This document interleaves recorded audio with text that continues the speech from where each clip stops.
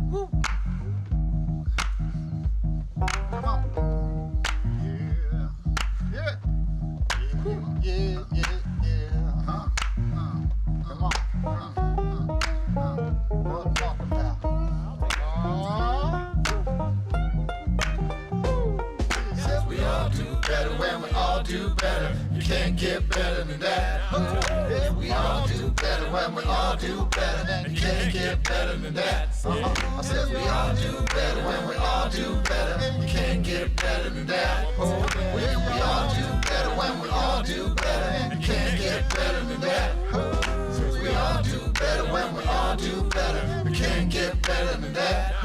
Said we all do better when we all do better. You can't get better than that. Come on. I said we all do better when we all do better. You can't get better than that. We all do better when we all do better. You can't get better than that. We all do better when we all do better. You can't get better than that. Come on, y'all.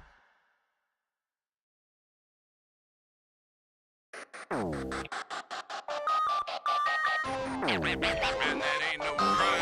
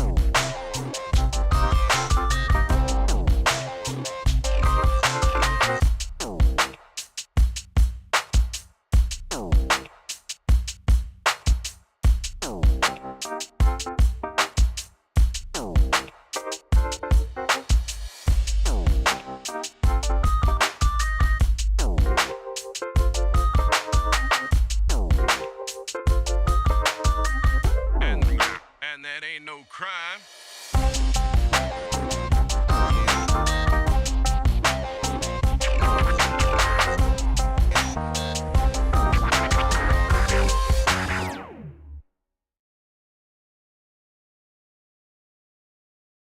Oh, cool. What's up? What's happening, folks? Yeah. What up? Grass is here, hanging out with you live again, once again on Friday. Hey, everybody. Hello. Wait, you switched guitars on us. Yeah. Wagwan. Yeah, this is the one that I just restrung just now, so I figured I would give it a shot. I can't see the headstock on it. What is that? This, this is an Ibanez. It's a Art 100. There you go. There you go. Yeah. It's a little lightweight Les Paul style guitar. I fell in love with one of these years ago and made the mistake of not buying it, and then I turned around and was like, I want it, and it was gone. So ever since then, I had kept an eye open for one, and we were on the West Coast 3 or 4 years ago, I think, and we were in Oregon. And so two important parts of the story is we were in Oregon, a place with no sales tax, but we had flown to the West Coast, and we're going to fly back. So a tempting time to see this guitar in a music store for not very much money and snap it up, because these things are pretty cheap and you can mod them. So I got it, like no bag, nothing, and then it was just like rattling around in the back of the tour van, and then we made it to San Francisco, and I went into the Haight-Ashbury music shop there, the one, you know, the shop. Brought it in, got a couple of better pickups put in there, so it sounds pretty good, looks pretty good. I think they upgraded the pots and the capacitors and everything. And then I was bringing it home. I think, I don't know, we had like a bass or something with us. I think maybe Dolio brought a bass. right, or electric. Totally brought an electric, whatever it was. I Wait. ended up bringing the thing. I technically had 2 instrument carry-ons, and I ended up like carrying it, like I ended up like hiding it behind another instrument so that the flight attendants didn't see it. They were just like, "Oh, you have 1 instrument." I was like, "Yes, I do." Yes. And I One mean, instrument. it is going to go up in the overhead, and it was like 2 electrics next to each other, so they totally fit, and it was great. But Wait a minute. I'm trying to remember. Wait, was it a purple case? Black maybe, If it was a purple case, then I did bring a bass. it might have been, yeah. But either way, like I hid it, and I got it home. Totally just stowed it in the overhead and got it home, no problem. And now here. If I recall correctly, That's the fates working with you, man. there's a third factor in that purchase, which I believe that was an afternoon that you were flying high on pure maple syrup. Uh-oh. Oh, Yeah. I mean, like, okay, if we want to talk about the weird thing that I ate at that restaurant, that's fine. I'm not the one that ordered a chicken breast meal that somehow came with 3 chicken breasts in it. You talking about the chicken and waffles? Yeah, and Listen, those weren't chicken breasts. Those were pterodactyl breasts because they were gigantic. I'm like, you may as well just bring me a box now. There's no way in heaven I'm eating all 3 of these today. But Like, no. my point is less about the size of them individually. My point is, where'd you get 3? That's a weird number. That was her decision, not mine. I said, let me get the chicken and waffles. She showed up with 3 pterodactyl breasts and 2 like manhole cover size waffles. Yeah, I'm like, those why? look What is the really point of doing this to anybody? You know damn well ain't nobody eating this by themselves. Right, you're not going it. anywhere after eating that except to sleep. Yeah, stop it. You know. Just no. Don't do that. That's ridiculous. No, I don't eat chicken, but I do eat pterodactyl. So You'd have loved these Jones. They was ridiculous. They was quite well seasoned and such. It was lovely. Yeah, those were pterodactyls that had been fed well and given lots of beer, and They were free range pterodactyls. Quiet Horse 80 says you eat like a little girl. No, you'd have to see these things for reference. It was like, Yo, they were like free range pterodactyls. They were huge. I don't You know. know, I'm like, what's the point? What is the point of all of that? That's insane. wonder what little girls are running around eating pterodactyl breasts. Phrasing? I don't know. They just put it on We the just ball. got onto some kind of list there, man. Somebody went out there and wrangled a 3-titty pterodactyl. Fried it up. Got muted on every platform.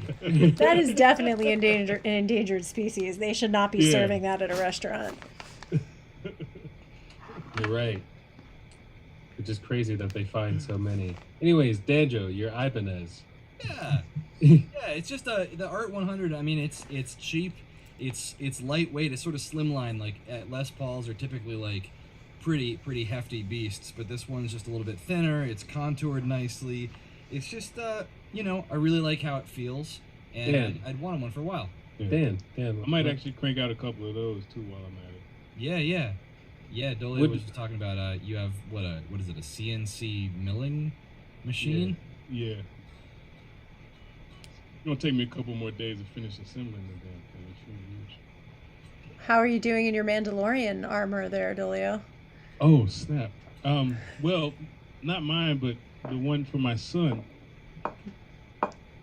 By the way, I think I might have to start watching The Mandalorian just because I like the Jedi Ahsoka. Yeah, I actually showed the helmet to my class today because I just put on a nice coat of primer. This is my son's helmet. I have to put the visor on after I'm done with the actual paint. Wow. And believe it or not, this bad boy started out as a Target box. This is all cardboard. Mhm. Hi, my name is Amato, and I'm gonna make everybody look bad for Halloween. Thanks. Halloween. Whatever. I'm sorry, Doomsday. My bad. Doomsday. Well, we figured since everyone's still wearing masks anyways, Yeah, but he can wear that anime. Yo, that's gonna be. We're just gonna be out. That's what's up. Yeah, that's so what's that's up. actually the helmet part. Finishing up the rest of his armor. Mostly done with his jetpack and did the wrestling birds this week. But the jetpack part, the part I'm working on right now is the rocket that shoots out the back because I'm making that actually work. Yeah, I was about to walk away too.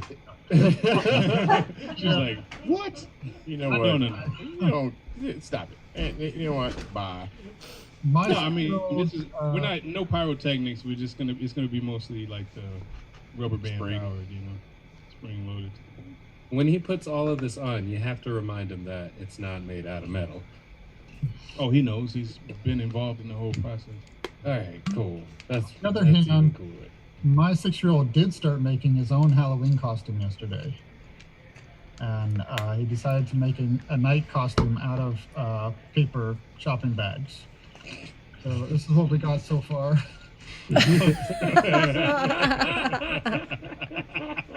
That's awesome. That's so- Spray paint or duct tape? Wait, so the handles he kind of slides his arms through? Yeah, his arms actually fit through these handles, and then the legs go down into these other bags. That's very clever. I've seen a suit like that in the museum. You know, like we all see the stylized, like really well-fitting, articulated suits of armor, but a lot of armor was more like that. Like you had little shoulder straps, and it was basically like a barrel support. Like, I mean, he's not, a lord. Not even mad at that. I'm not even mad at that. He's like, for look, him. this is what I got. Yeah. This is how it's gonna look. I mean, he made it himself. Yeah. Yo, what's up? I really think both those kids need to go trick or treating together. Yeah. Well, and Rich, your oldest too. I'm still mad about that Hollow Knight helmet. Mhm. It's Yeah. very cool. None of y'all play Hollow Knight. That's a thing that I have in common with Wrench's kid. Is just like I was playing Hollow Knight on the Switch, and he was playing Hollow Knight, and I was like, one of us was just like, you play Hollow Knight? And I was like, yeah, I do. And then he was like, oh, sweet. Let me tell you about the lore. And then we had a whole pretty one-sided conversation. You like mud About cubes? the backstory. There's a lot of backstory in these games. But no, he's a good kid. See this guy right here. He's been Captain America for the last 3 years. Hey, And was like, hey, if my costume still fits, can I be Captain America again? And I was like, sure. That's one less thing I gotta buy. I was Let me know if he Taliban wants- let me know if he wants cheerleader to- for several years running. Let me know if that. Taliban cheerleader. Ah. Full burqa, stripper boots, and pom poms. Oh, all right. That's dope. Definitely. That's dope. That's a great one. Definitely a That's romp. John Blaze. Yo, let me know if he wants some wings to go with that. Ooh. Yeah. Freak it, Falcon style. Yeah. By the way, are we watching Falcon and the Winter Soldier? Oh yes. Bruh, Yo. that joint hot though. That joint hot though. Yo, did a trailer just come out for that? No, I the, mean, tra- the first episode. no, the first 2 episodes came out this week. Oh, it's It came out last week. Oh, it's a a series, thing. not a movie. Yeah, it's on Disney No, Plus. it's a series. You haven't seen the second episode yet. The Yeah, it first came one. out today. That joint hot. Yeah, I haven't. That's seen dope. it. We usually say that for after the show. Snyder cut. Woo! Yeah, we're actually getting HBO Max just for that. It's ridiculous. I saw like the reviews of it, and I'm just like, okay, I must see. It's this. phenomenal. By the way, if you have Amazon Prime, Invincible, watch it. Holy foogtards. Oh, the first episode came out. The first 3 episodes are out, bruh. Okay, Okay, I know what I'm doing tomorrow. Yes. I'll check that out. It's By the- so good. It's by the way, so- I read through the whole series. the book's amazing. The book Yeah. is amazing. Like it's definitely top 25 all-time series, and maybe even top 15. Really, really good stuff. It's phenomenal stuff. I'm even What's like, up? Extraordinarily violent. Sue's in the house. Yeah, Yes, yeah. Suze. Susan, All my Yeah. technology's in the house. Home Technologies in the house. We've got Quiet Horse 80, always bringing the Melanie's in the backup. house. Yep, Lillian in Chicago. All the hits. Hey man, You got got my buddy Jim Parrish. We and actually have Richard in the I think we Facebook. might have 2 parishes. We got my buddy Parrish here in Jersey, and then there's Parrish out west. I'm sorry, is Parrish Buffalo out west? Richard's in the Yeah, house. technically. Jim's in the house. Well, maybe not for you, but That's interesting. There's a lot of parishes. That's all right. Is it Louisiana? But I was not expecting there to be more than one. Yeah. You all right? Yo, my son is playing Madden, right? uh-oh. He was like, "Oh, that's a dirty juke." Like a move, like when you move real quick, it's called a juke. And I was like, It's called a juke. either one. I'm just glad that K is on the end there. Yeah, right there. I was like, I'm Might want to have a waiting. I was like, conversation.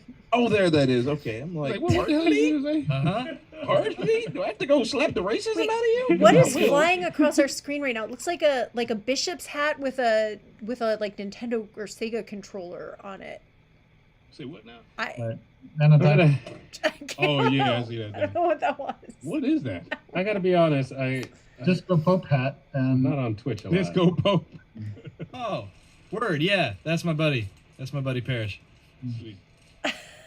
The Disco He's Pope. the disco pope. He goes by. So nobody's gonna answer my question. There it is. All right, There it I'm is. gonna put this out there. Yo, where did the tracks go for the Barnstormers?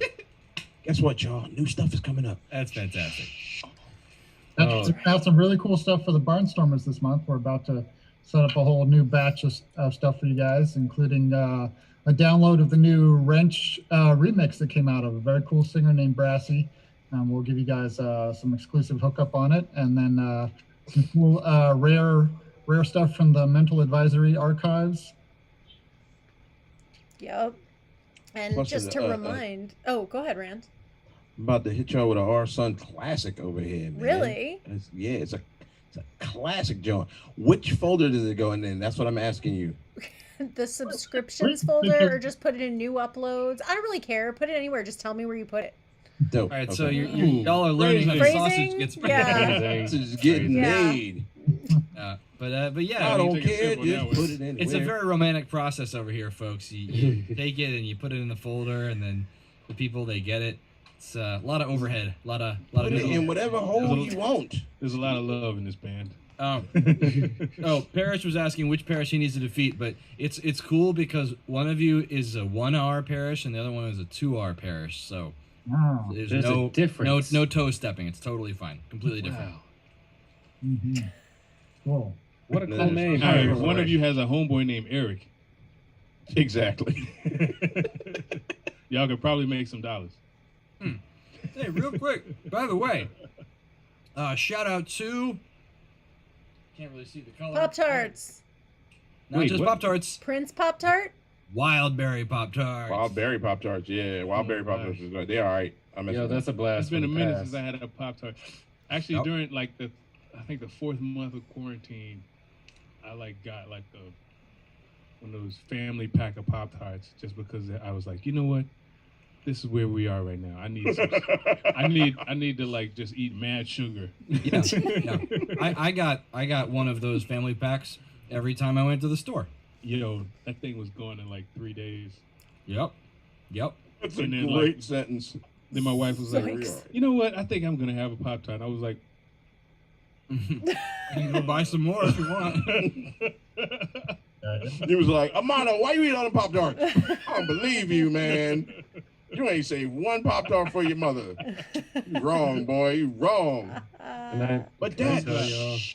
Can I tell y'all about a snack problem that I just had? Snap bar. I went to the grocery store for the next 2 weeks today, and I bought myself these Lay's stacks, 3 canisters of them for the next 3 weeks. And what else did I get? Those will make it to It's like Lay's that's Pringles. amazing. Monday. They're gone. They're gone. They're gone. They're gone. The story is that they're gone. He was like, I thought I walked in the door with them, and then they were just gone. It's gone. I woke up on the floor with crumbs around my mouth. That happened today. And yeah, I did take a nap. So, since you mentioned it, I feel like it's I want to lampshade this a little bit because you mentioned having to buy food for the next couple of weeks. Mm-hmm. Now, there's a lot that we can't say, so I'm not going to say any of that. Right. But I will say that we're all. Can I say that we're all Nope. currently Drunk. Yeah. What? We're all currently drunk. I'm not there yet. let's just say that we bought a lot of groceries. That's right. This is not going to tip you off in any way as to what is happening. By so that groceries, is we fine. mean wine, says we're all drunk. No, I've been on drugs for 20 years. Coming up in just a minute, we're going to be joined by our special guest for tonight, Jada Watson, who's the lead investigator on this new report that just got released about what they're calling redlining in country music. Totally fascinating, and we're excited to have her come on and break it down for us. So It's going to be really good. coming up in just a minute. It's going to be really interesting. A super interesting report. And Yeah, I just read the report. She really did the math on it, which is really cool. Yeah. And Speaking we're just of, going to see how many weird food stories we can cram in the next 5 minutes before she arrives. right. Well, so speaking of waking up with crumbs around you, an update for the Barnstormers. See what I did there? So, as you guys know, the Barnstormers is something that we administer ourselves. It's basically like a Patreon, except we run it ourselves, so there's nothing taken off the top. So everything you give in the Barnstormers subscription, it goes right to the band and helping to make sure that, you know, the Gangstagrass music that you love keeps happening. So we are running down a couple of no technical difficulties that are preventing anybody from accessing the content. So you're good on that level. If you're nickel, you go to gangstagrass.com/nickel. If you're platinum or above, you go to gangstagrass.com/platinum. All your content is there. And if you want to sign up, you just go to gangstagrass.com/barnstormers. But there are a couple difficulties. Noli D's run into this where it's tough to change the billing information. There's some occasionally there can be, though not always, an issue with password reset or being able to log back in after, you know, like on a new browser or something. So we are running all that down with the folks at our web hosting service, and we will keep you guys updated, but it should hopefully all get resolved pretty soon. But again, your content is there. And remember, the Barnstormers release for March was a sneak preview of the new single Pi Day, which was subsequently used as the wake-up song for the Mars rover. So And that's going to happen every month. Every month. Single month, we're going to release to you a preview of a song that will be played on another planet. Guaranteed. that's the plan. Guarantee. Who is talking about that? Who is doing that for y'all? Gangstagrass. Actually, the joint, I'm going to tell y'all this now. The joint that I just put in there is a track called Temporal Anomaly. It's actually going to be played in the future. Yeah. Right. That's great. That's really good. Amazing. So yeah, Melanie just went platinum last week. Thank you. Yeah, sweet. Yeah, that Arson John, it's being played in 2024 right now.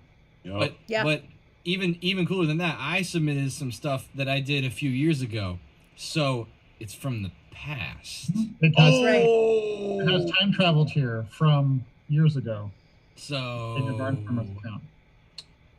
Fell through a hole in the floor of the plane, I believe. Maybe? Also available to the Barnstormers. Yes, that's in there. So what's funny is before we come on every Friday, there's like something that we're planning to sort of start off the stream with, something we're planning to talk about. And literally not once have we ever done it. Nope. Not once ever. Nope. Not a Why single wouldn't we? time. We dance around it. Let's try it. What was that thing going to be? What were we going to do? All right. Well, until Jada gets here, and when she gets here, we'll ask her this too. Yeah, we got 3 minutes. Yeah. What was the highlight of your week? Let's do a lightning round. Yeah, exactly. Lightning round. What was the highlight of your week? Pharaoh. I randomly was called up to do this film thing and recording thing, and we just finished up the recording of it yesterday, and I slept today after eating a ton of chips. Very nice. Danjo. Got a chip nap. I was gonna say that my kid just cut his first tooth, which he did, but actually it was that my wife just told me that she really liked the baked potato that I made. So Priorities. feeling pretty good about that. Love that. Pretty good. Our son, highlight of your week. Your kid saying dirty juke just now? By the way, you're Yeah, going to that have to was have a it. conversation about that. Because he was talking about football. I'm just He was saying talking about enunciation is going to be really important there. That's all I'm saying. My dad is available to have visitors again at his nursing home he's at. So, I'm gonna go see him. Awesome. Yay! Soon. Nice. That's great. How about you, Wrench? Since it's fresh on my mind, I think walking upstairs from the studio to find my 6-year-old duct taping himself into some shopping bags as a night costume was a pretty nice moment.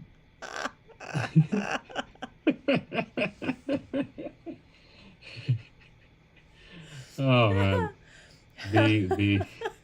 the impossible questions. What are you doing? Wait, duct taping, not gaff taping? No, this is the silver duct tape because it's a night costume. Oh, I guess, right. It's armor. Sure. Totally. Yeah, completely reasonable. And what about you, Tolio? I think it was the first really nice day of the week, Ooh. weather-wise, in the afternoon, because like right after I got off work, me and the kid and the wife went out into the street, and all the kids on the street were also playing, and just basically all, of course masked up and all these things, but basically just racing up and down the street with the kids. Oh, that's so nice. Yeah. And I will save mine for later, or you can DM me at the sleeves. But Jada is here. Welcome, Jada. Thank you for joining us. Welcome, Jada. Oh, Yeah. how you is? Hi, it's nice to see you all. You too. Juan. What was the highlight of your week, Jada? Oh gosh, I don't know. It's been a big week. I guess I would be a geek and say my students, they all did some really wonderful projects this week. That's fun. What are your students? Where are they in the age group? 4th year undergrads and grad students this semester. Nice. Wonderful. Honestly, it sounded like that exhale that you had at the top of that was the best part of your week. It was pretty good. So big week with the students and everything, and also a big week with this article we're reading about redlining and country music. Do you want to start off with that, or Sure, wherever you want to start? Yeah. I'm game. We've been posting the link around, but for anybody that's watching the live stream that hasn't seen it already, can you give us just a quick explanation of what it was you were researching? Yeah, sure. So I look at different forms of inequity within the country music industry, and spurred on by what I was finding in research before. I had already sort of discovered by looking at airplay for artists like Mickey Guyton and Reese Palmer that their airplay was going mostly into the overnights. And so I thought, well, maybe this is the opportunity to sort of recode all of that data so that I could explore more deeply what was going on with BIPOC artists. And so I was looking at airplay from 2002 to 2020 on the weekly airplay reports for for the stations that report to Mediabase, and looking specifically at how airplay was distributed to artists of color, specifically in that period, and then sort of parsing that out by gender as well to then sort of see well what's happening for female artists within this landscape. The numbers are atrocious overall. When looking at 19 years of airplay, just 2.3% of the airplay was for artists of color.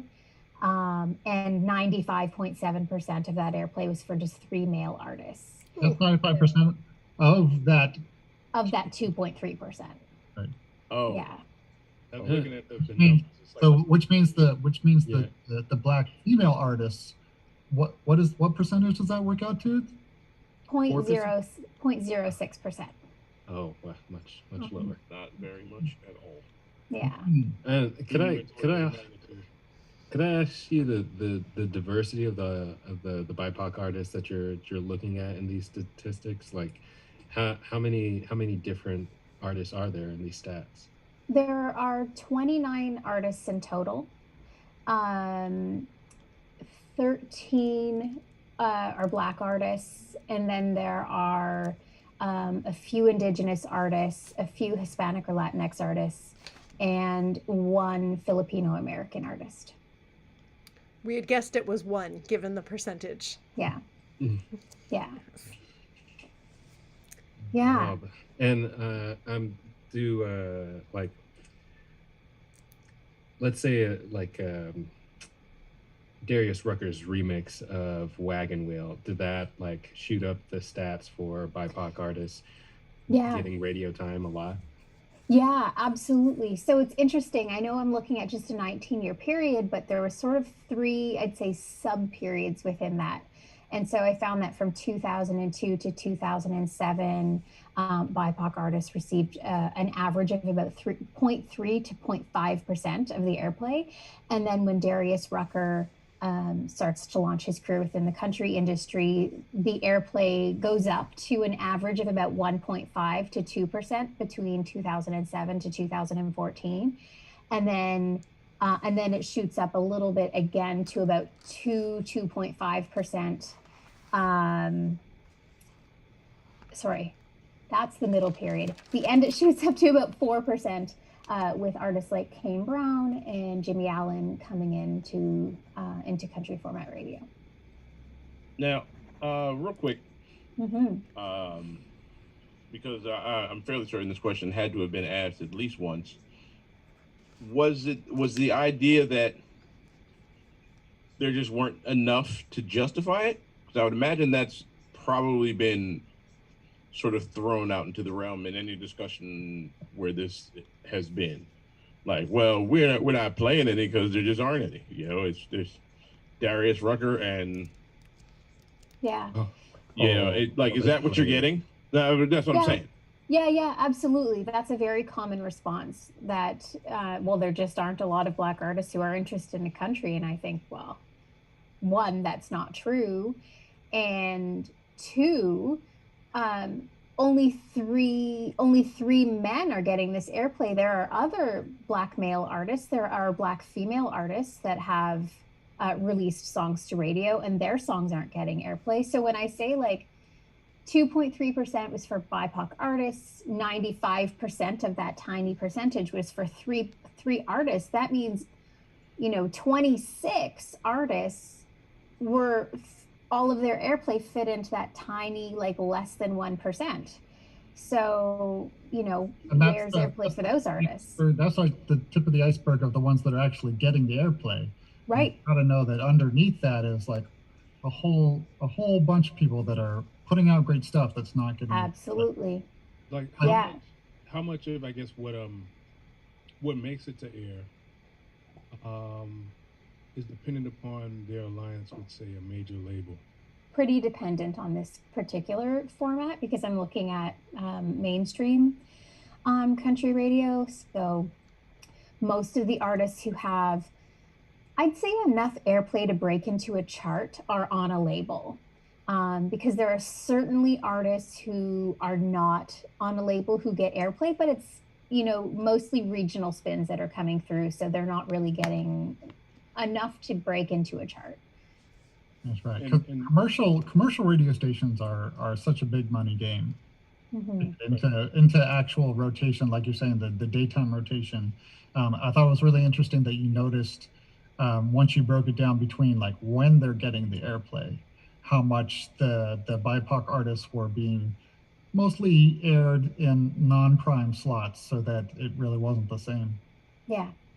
Yeah, and it was a lot worse for female artists. So in peak years, so I'm thinking, and there's really only 3 peak years, so we're looking 2008, when there were 3 female artists who were releasing songs, 2015, and then again in 2020.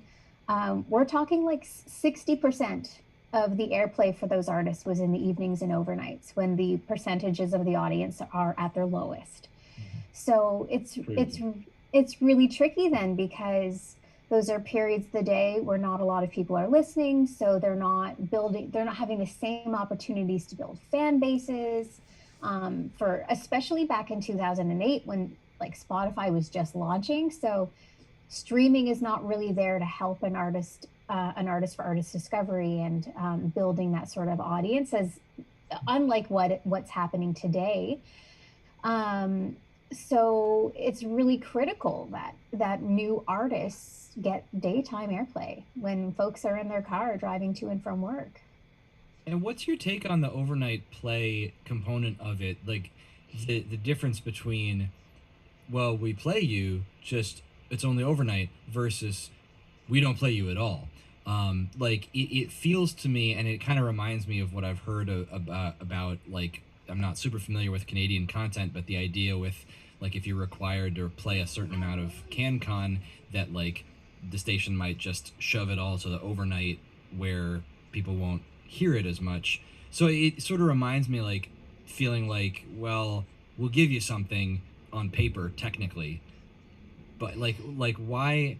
I don't know. Are you asking at all, like, why even do the overnight play? Like, how is it that people are guaranteed a certain amount of airplay by someone, and they're like, oh, sure, we got it, but it's all overnight? Yeah, I think that's tricky. I think there's a few things that happen with overnights. I think on the one hand, there's a little bit of, see, we're playing it, check our numbers. We gave you some Right. spins. I think there's a Right. little bit of that. But I think also, overnights are a great place to give extra spins for, somebody who's climbing a chart. So it might actually be a way to sort of advantage an artist who's climbing into the top 10 by giving, extra airplay then.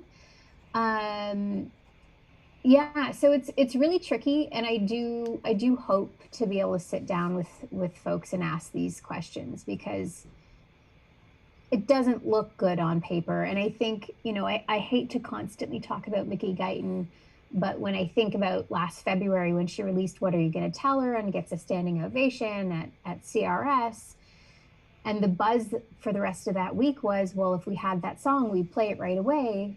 And then it came out, I think, 3 weeks later, and all of the airplay was most of the airplay was in the overnights. So it's like, a song's not going to get out of the overnights if you're just going to, like, it's, limited airplay is sort of stuck there.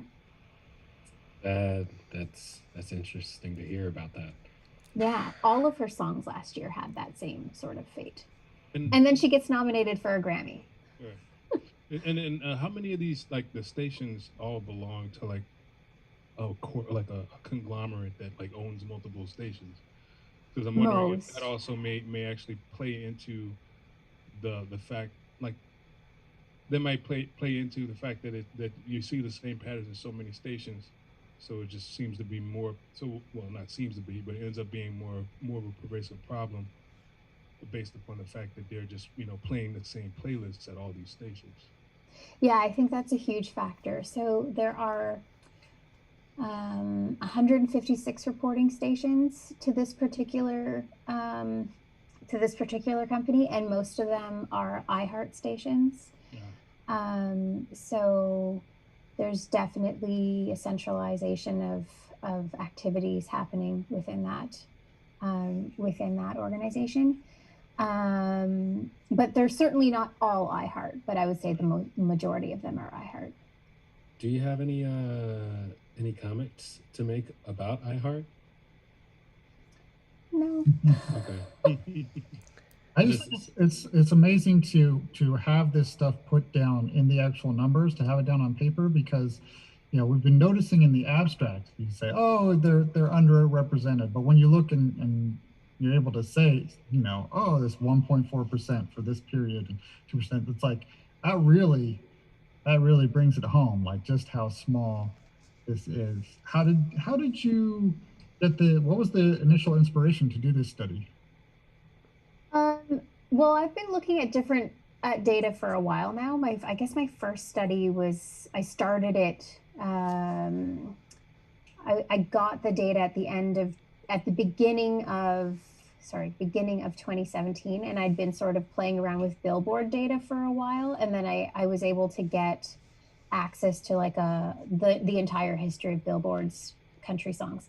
And so my first studies were just looking at the Hot Country Songs chart, and then looking mostly at gender representation. And then I started working with this advocacy group in Nashville called Woman Nashville. And they had suggested that I consider working with airplay data. And so we partnered on a couple of reports that looked at airplay for focusing on gender representation. And then it was like around February last year, what I had been sort of exploring the data in different ways and discovered what was happening with Mickey Guyton and then with other female artists of color. And I was like, oh, I need to recode all of this because I really want to go in and now figure out what's going on, because, the gender discussion had been at the fore of sort of industry debates ever since Tomatogate happened. I'm sorry, Tomatogate? We're not from Tomatogate. Okay, in 2015, a radio consultant did an interview with Country Air Check, and he spoke about scheduling at radio. And he said, if you want to make your ratings, take women out. And then went on to say, women are the tomatoes of our salad. And then named like Blake Shelton and Luke Bryan as the lettuce. And so that sort of sparked. Saying people like lettuce more than tomatoes? Yeah, really. Those people are eating their salads wrong. So he was saying that they haven't had a Greek salad. Yeah, so tomato is the garnish. Like it's not not a panzanella. That's made in mostly. Yeah, right. Use them sparingly. They're garnish, and so that's. Yeah, but lettuce is whack. Yeah, like you don't want your radio station full of iceberg. Like, yeah, right. Iceberg. Tomatoes add flavor. Exactly. Sorry. That's the worst analogy ever. Sorry. Yo, your man's metaphor skills are trash. If you want to sell this pizza, you want to get rid of the cheese. All right, now that we've dissed the metaphor. Metaphors is trash, bro. Oh my gosh. Oh, Thanks for joining us on Gangstagrass live stream. We're going to take the next hour to just dissect this metaphor. So Tomatogate. Tomatogate. Yes. Yeah, and so it sparked a big controversy, but already there had been discussion about the declining presence of female artists on the format, and that's really what sparked my launch into working with Billboard data. And then I met Women Nashville, and they said, hey, get your hands on airplay data, because that's where we're really going to start to find out what's going on and where the spins are being allocated. And like part of the discussion, it's not just time of day, it's also if it's a current or recurrent song. So, we think of currents as the new songs that are going for chart contention. But once a song has peaked and then exited the chart, you still want your song to stick around. You want it to have recurrent airplay and become potentially part of that station's like catalog of gold songs. But if your song doesn't chart, or chart high enough, it's not going to be retained in a back catalog. So what was really disheartening was not just that the bulk of these spins for BIPOC female artists was in the overnights. It was also that there were no recurrent spins. So songs by Black, Indigenous women of color were exiting the chart and then exiting country radio shortly after. So it's effectively like giving them a shout out. Yeah. So I also have to ask, so before Charlie Pride, I'm sorry, not before Charlie Pride, before Darius Rucker, what was it mainly just like older Black artists like Charlie Pride and Linda Martell that were taking up the spins? No, Linda Martell was not in the data set. Wow. Oh, why? way. Oh. It's mentioned in the report that there was like one black female artist that had broken the top 20 ever. None. Linda Martell is the highest ranking black female artist of all time, and she hit 22. And Crystal Shawanda is the highest ranking BIPOC artist. She hit 19 in 2008. I just want to point out, if you go to songdata.ca and read the Redlining Country Music article, in the recent post sidebar is an article talking about the 50th anniversary of Linda Martell's "Color Me Country." So I just felt like that was a poetic, like, Yeah. It's really your data is what did you say, 2002 to 2020? Yeah. So like we're even just talking about like modern era. This is how bad the numbers are. Yeah. Talking about. So like Charlie Pride is the oldest artist in the data set. He had some airplay in this period. But before Reese Palmer started to get spins in 2007, the only non-white female artist before that was Norah Jones. She had some airplay. And so that first period of 2002 to 2007, it was like mostly airplay for Neil McCoy. Wow. The other thing that blows my mind about this is that we're talking about years or decades of the entire industry. When you talk about, these three people, so we would actually like name names that represent the entirety of the thing. So like you said, in terms of women of color in this, that there was like three peaks. In 2008 had 3. Let's say who they are. Let's go. Reese Palmer, Crystal Shawanda, and Star Diazlan. There was also some airplay for Rhonda Towns in that period, but she didn't chart on Media Basis chart. I think she might have had some Billboard back end chart in that year. And then 2015 was Mickey Guyton, and then 2020 was Mickey Guyton again. And did stuff like Lil Nas X and Blanco Brown not go in the data set because they were taken off of the country charts? Oh, Lil Nas X is in there, but he didn't chart. So there was some airplay that sort of straddled the back end of 2019 and over into 2020.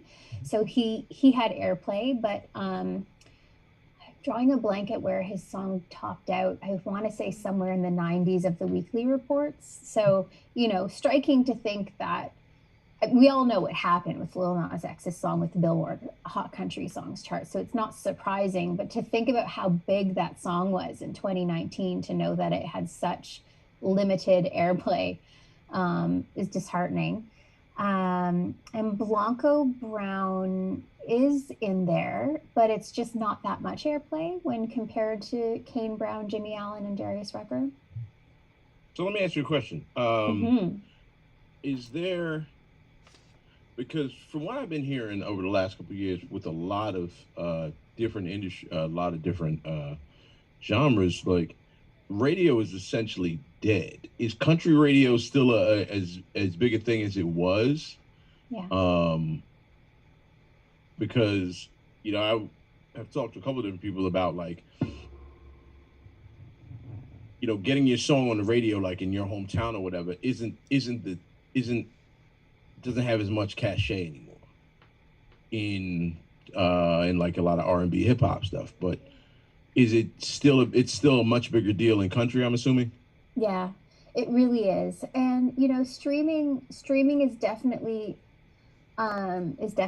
increasing. And I think like Apple Country Radio, their new sort of suite of programs has certainly done a really good job at offering diversified playlists. And so many really interesting programs too, like really highlighting a lot of the cross-genre stylistic trends that are happening.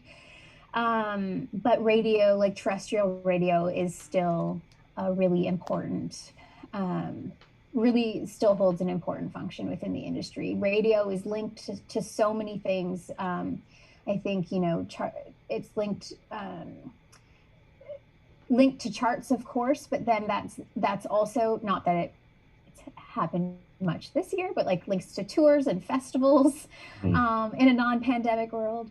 But then, of course, it also links to other opportunities within the industry. And one of the big ones is eligibility for industry awards. So ACMs and CMAs, a lot of their awards either very specifically or directly require a certain level of a charting song, but also because the other categories often require things like contributions or visibility markers. Like, radio brings that to an artist in this genre. So without radio, it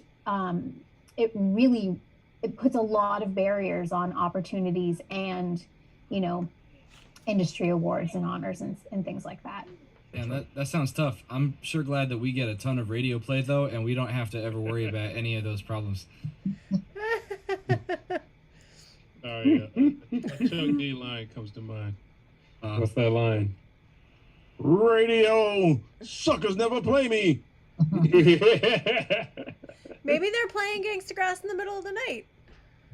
You know, maybe. Most likely, apparently. Sorry, not to make it about ourselves. I guess I just, you know, everything you're saying resonates very centrally to us, because radio doesn't really make a lot of sense. It, like, on one hand, it's connected to all these different things, and on the other hand, like, you know, like you were saying, like, an artist can get no radio play but then be nominated for a Grammy or have, you know, terrific album sales or whatever. I mean, I'm just remembering, like, you know, I don't know if the Dixie Chicks sort of come to mind with any of this, but just, you know, they were specifically blackballed from radio. Yeah. Like, radio only, and you know, but then were still successful, but then ultimately couldn't really have a full successful career. Because it was just one of the major legs was taken out from under them. I don't know if that sort of well, absolutely. And so there is a blog somewhere in Song Data where I sort of show what happens in March 2003 after Natalie Maines made her infamous statement, and to sort of see that nosedive that their airplay took. And they've had some spins, but really have never obviously come back. But that they still swept the Grammys in 2006. So it's absolutely hurt them, but it's also given them a great freedom to kind of create the music that they want to create. I don't think they'd go back and do anything differently. And, like, you know, Casey Musgraves also didn't have radio airplay, and she swept the Grammys in 2019. So yes, it's important within the country industry, and I would never want to downplay the importance of radio, but at the same time, artists are still releasing exceptional music and still having other opportunities with Spotify, with Apple Country Radio now, but also just like anyone who's invested in an album, the album sales are still something to watch as well. Yeah.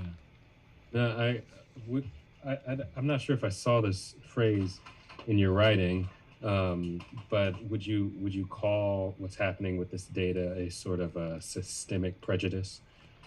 Yeah. Absolutely. Yeah. With this report I've always, in any of my reports of this kind of nature, I've always felt it's been really important to offer as much context as possible. And this one, I decided to go back to the 1920s to actually say, you know, yes, I'm looking at the most recent 19 years, but like, we're at 2020, we've just celebrated 100 years of public broadcast radio, and let's look at where we started. This entire, like, popular music as a whole was developed as a segregated space, echoing Jim Crow segregation. Right. Black artists went here, white artists went here. And if we actually follow those lines, the industry has upheld that for 100 years. And I do have the data for country charts dating back to 44, and there has never been a moment in this entire country music industry where there has been more than 4% of the charting songs for a Black artist. Because you're saying in the evolution of genre, starting from the creation of hillbilly records and race records, Yeah. were explicitly segregated. Those genres then evolve forward into, it's not called hillbilly anymore, but now it's country. Country, It's not yeah. called race records, but now it's called R&B. Yeah. And so then those, Absolutely. like redlining, which is a great term to put it, because you draw the line in history. Yeah. And then today you don't say, well, it's not that you can't live there, but all the black people live here and all the white people live there, because Right. historically that line was drawn. So that's a really good Absolutely. comparison for people to understand that. Yeah, absolutely. And you know, if you track the names of charts in something like Billboard magazine, you see it happen. You see hillbilly becomes folk, becomes country and western, and then eventually just country. And race records will sort of shift into the hit parade, which then sort of gets renamed again later on, and it sort of becomes synonymous with soul and or R&B. And if we just were to look at country, at every iteration of the industry, every new technological development. So, you know, Nashville becomes sort of the centralized place of the mainstream industry. Labels and studios really start to take shape. Like through every one of these moments, that sort of white framing gets sort of doubled down on. Black musicians were always present in Nashville and they were always making music, but when they went in to record, they were often encouraged, forced, I don't know what the word would be, but they made R&B records. And so there's some really great books, and it's interesting, even though race is not necessarily at the fore of the discussions, it's really interesting to read something like my colleague Travis Steinling's new book called Nashville Cats. And there's only one black musician, one black studio musician in the entire book. And otherwise, he's here all the time. it's you know, it's atrocious. And then he actually says, like, black musicians recorded R&B, and it's like, black musicians were in Nashville because they made music, but a lot of them also wanted to make country music, but they just weren't sort of prohibited to within the industry space. So sometimes it's really interesting to read some of these historical narratives, because the goal might not have been to sort of think about racial segregation, but you start to really see it as you read, when they say, well, there's one black artist in this studio who happened to work with these other artists, and you're like, wait a second, you've named one black musician in this entire book.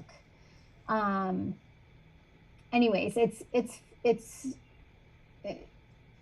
the industry has at every turn upheld the white racial framing on which it was founded in the 1920s. And I got one more question about that. Yeah. And then I'm gonna shut up. But so yeah, I got a question next. Even saying, like, all right, everything you just said, these, you know, the genre distinctions, the way the way recorded music has fundamentally been marketed since its inception was intentionally segregated, and that segregation is de facto in place today. Okay, even given all of that, would you still have people, because you have with the Tomatogate thing that I just briefly glanced at, the guy said what he said, and then he went back and he doubled down. He was like, no, I wasn't saying that is good. I'm just saying that's the stuff that sells. Yeah. So even understanding that what's being marketed, i.e. what sells, was created out of a segregated system. Mm-hmm. Even given that, do you still have people saying, well, yeah, there's a disparity, but the disparity is just because that's what sells? Yeah, I don't know if it'd be phrased 100% that way, but yes. What ends up happening is a black artist might go into a label and they'll say, well, we don't really know how to market you. Which is sort of like the flip side of what you said. So it's not like, Definitely heard that before. yeah. And so I feel like Reese Palmer talked about this on Color Me Country Radio, where she talks about having an experience like that. And she's certainly not alone. And a lot of the artists that she's spoken to on her show have a similar story where they were at some point told, we just don't know how to market you. So it's like kind of giving the opposite of that spin to talk with artists. Yeah. Brian, you had a question? I was really into that answer, and it like just flipped out of my mind. Great answer. I was going to respond to Dan's question as well, because I think maybe from the industry side, there's the we don't know how to market you. But from what I've seen, just on the public discourse side, the responses are so overwhelmingly people thinking, yeah, that's because country music is white music, and there's just not that many black artists, and that our country has so fully internalized this racial definition of genre that's so crazy. And I know working on your report, and that you're familiar with Segregating Sound, the book by Carl Hegstrom Miller, and a lot of other reporting about how before 1920, Dan just got it right there. Before 1920, that segregation was not so much in place, and that Southern music was this blend of people influencing each other and passing songs around. Yeah. And it was 1920, and the recorded music and recording industry that started that segregation, that now people just think is like, has always been there. That's just where it came from at the beginning, and not realizing that black artists were there at the beginning. It was multiracial. It was getting passed around and influencing everybody all around each other, and that. And even despite how much the industry has put that racial segregation on it, that there's been black artists and there's still black artists today, and they've been made so invisible that everybody thinks, oh, country music is white music and R&B is black music. We were just talking a minute ago about the idea that at the Muscle Shoals studio, where all these great soul albums were recorded, the backing band was a bunch of white guys, and people, a lot of people don't realize that, and they just assume that it was an all black band or something. And their stories there's so many stories that would both explode your idea of how segregated it actually was on the musician side, because the musicians have always been wanting to mix it up and play with each other. And so it's always the case that there's more, it's less segregated on the music side than you think. But also stories of how that blow people's minds about how much to maintain that segregation, even though the musicians wanted to mix, that the industry has actually intentionally maintained it and actually has had to take these stances. So I'm reminded again about the story of Solomon Burke when he was first being released. They did not include his picture on the albums, and it was a very country sound. And it got sent out to radio, and it was being played by the country DJs and getting booked by promoters in the country circuit. And he would show up to play these shows that had been booked, and that's when they would find out he's black. And then they'd be like, oh no, what are we gonna do? And in fact, one tour stop where he got there, and the promoter was there, and they said, okay, where's Solomon Burke? And he said, no, that's me, I'm Solomon Burke. And the promoter said, no, we cannot put you out on that stage. And what they actually did was brought in a doctor to wrap bandages around his head and hands and claimed that he was in a horrible accident. And he performed covered in bandages so that nobody would know he was black. And just stories like that of just over the last 100 years, how when you get down to it in the specific cases that this stuff has been intentionally maintained to give this illusion that there's white music and black music. Yeah. Correct me if I'm wrong, because I recently read that story. Was he not supposed, was it also that was a KKK rally, or that there was members of the KKK in that audience? When I looked it up again recently, it did mention that a lot of his early gigs were booked at KKK rallies. Wow.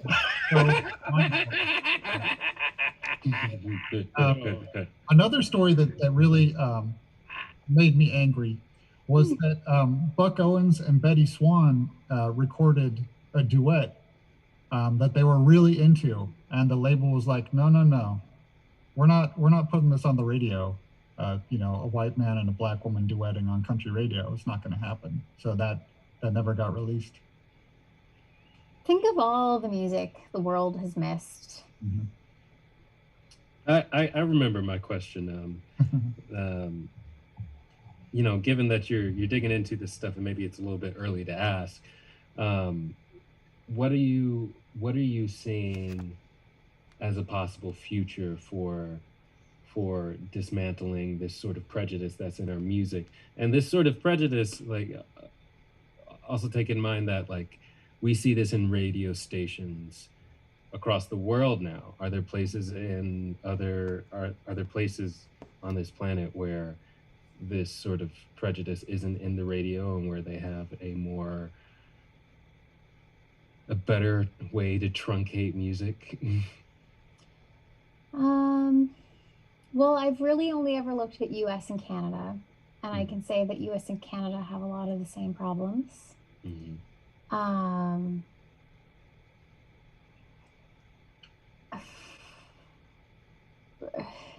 I really want to be optimistic and hopeful for the future, and I think that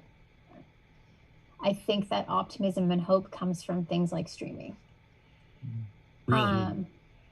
I would say, just anecdotally from our experience, when we're playing in Europe, for example, the reception is different from here, because we deal with a lot less of the I can't believe this exists, how could these things go together, and a lot more people just being like, oh, this is great, this is American music.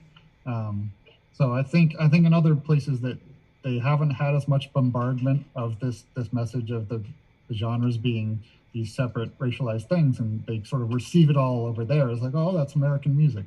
Yeah. I mean, the system is, I always say it's broken, but then I go, but that's exactly how it was. It was created this way. So I guess it's working. For 100 years, it's worked to maintain this.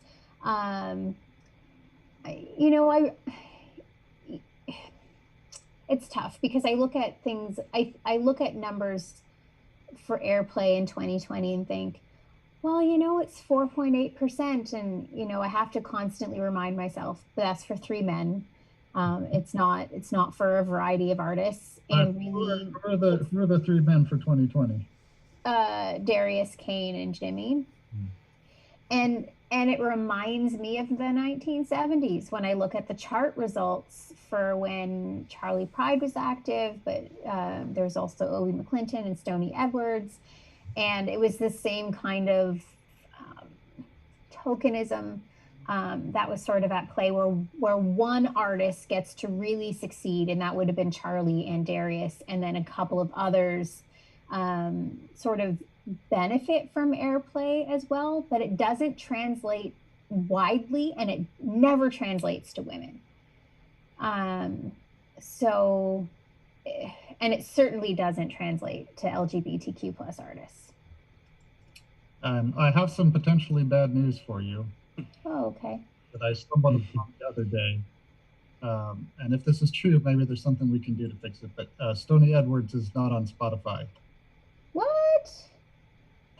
Oh, yeah, let's get that fixed. Is that a rights thing? Because I know a lot of people end up not on Spotify for various reasons. Yeah, Prince wasn't on there for the longest time. The only Stoney Edwards you can find on Spotify is when he comes up on a compilation, but his albums are not there. Well, let's send a memo to Spotify. Mm-hmm. I want to hear more about your optimism when it comes to streaming music and how that could be a possible solution.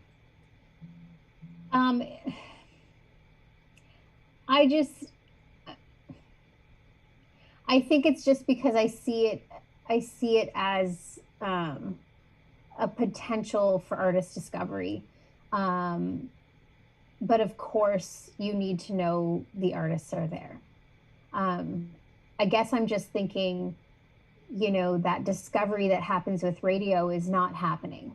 And so there is immense potential for something like streaming to come in, and I mean, they have to fix their algorithms. I would say, like, their algorithms are still very problematic. And curated playlists, I think they're improving, but I know it's a lot of manual work on the part of, you know, the curators to make sure that those lists don't sort of, at least in the case of country, skew back towards heavily white male dominated. And they sort of are already, but in the bigger picture, with playlists, we've run into the problem that the playlists are replicating the genre visions that were established by the industry. So crossing genres becomes a problem for discovery happening on streaming. Yeah. And so I think one of the ways that Spotify has tried to counteract that is to create playlists, like, what is it called? Indigo, that is, you know, artists who are not necessarily in the hot country playlist who would be on mainstream radio. It's not perfect. The whole system, there needs to be a new system, a new way to create space for artists who are not getting that mainstream radio attention. I don't do enough research on streaming to like have a really exceptional answer for you, except to say that the gatekeeping is different at streaming than it is at radio. And if you can get your music into Spotify, there are some ways to promote and get visibility that doesn't require like a programmer to put your song into their playlist. Right. You know, it's funny you were making those comparisons between what's going on in the 1940s, what's going on in I think you said 2008, 2006. And I just hope whatever makes that algorithm across time so consistent doesn't happen to fall into Spotify as well. And I guess I can be hopeful. I'm not the biggest fan of the streaming services because it's being, I guess, growing up in the early 2000s, I just saw so many different types of the same software try to do the same thing, and somehow Spotify won. It doesn't seem like they've done anything different. It doesn't seem like, you know, it still feels like stealing music. But absolutely. I guess it's more like it's like they're a mob that got really successful and now are just embedded in the system. Well put. Yeah. And this entire system is built on bad or discriminatory data. And so one of the things that I think about a lot is the fact that everything we do today, everything the industry does today, whether it's algorithms in streaming, programming at radio, etc., it's all based on the past. And so if you're looking at the past and you don't see a lot of Black artists, you believe there's no Black artists in country, and so you build playlists around white male artists and a few white female artists, and everyone else gets totally pushed to the margins. But no one's thinking about what went into that data. No one's thinking about the racial segregation upon which that data was built. And instead, it just becomes a marker for how you're going to act today. But I think a lot of effort needs to go into just educating on what the data means, because it actually isn't a marker of the reality of country music. It's the marker of the results of racism. Or sexism or homophobia and transphobia. And so we have this thing in information science, garbage in, garbage out. They're not going to change that system until they actually understand the garbage that was put out before. And that they're just feeding it with new garbage. And they're just going to optimize it and make it better at doing the same thing. I'm Yeah. really glad you have that perspective. Really glad. I you want to have that know perspective. how we would be able to make a record so dope that it winds up on a clan playlist. I didn't even know it's us. Like, that's amazing. How dope was this record? We'd have to do the Gangstagrass remix of White Christmas. Like, how dope was this record that all these people are like, yo, this is my joint. I gotta hear this. Yo, this dude's gonna be in town. We need to go see that. Wait, no, you can't. No, that can't be you. No, Yeah, we just Clayton Bigsby. that's right. That's impressive. Exactly. That is impressive. Oh. That is You know what? mind-boggling. Honestly, given our fans, I'm sure there's like just one clan person that's just like, it's a mixed band, but it's really good. One, We've had a couple at our shows, and they just got left. nah, I guarantee you, there's at least one that would just be bumping Gangstagrass all by himself. His friends come over like, "What was that you listened to?" Nothing. That was not nothing. Kyle Kinane bit about, KKK members still go to Mexican restaurants. I was going to mention that because it's really good. Yeah. Yeah, right. It's not like you're not going to have nachos ever. Yeah. But I'm glad you did mention the whole thing about the garbage in and garbage out, because I deal heavily with algorithms, and a lot of that is sorting through and filtering data and parsing data, but people don't realize that the data set itself can be skewed. Yeah. Because if people are completely omitting whole swaths of data, all you're getting is the analysis based upon what was left over. Yeah. Right. And Yeah.